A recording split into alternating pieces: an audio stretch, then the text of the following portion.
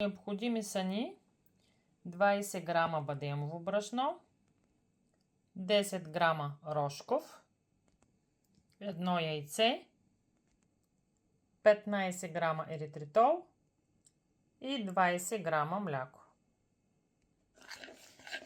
Смесваме сухите съставки. Добавяме яйцето, разбъркваме добре. Добавяме млякото.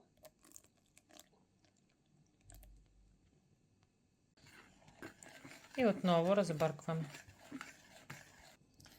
Намасляваме огнеупорна формичка. Изсипваме сместа. И слагаме в airfryer за 13 минути, 12 минути, 13 на 170 градуса.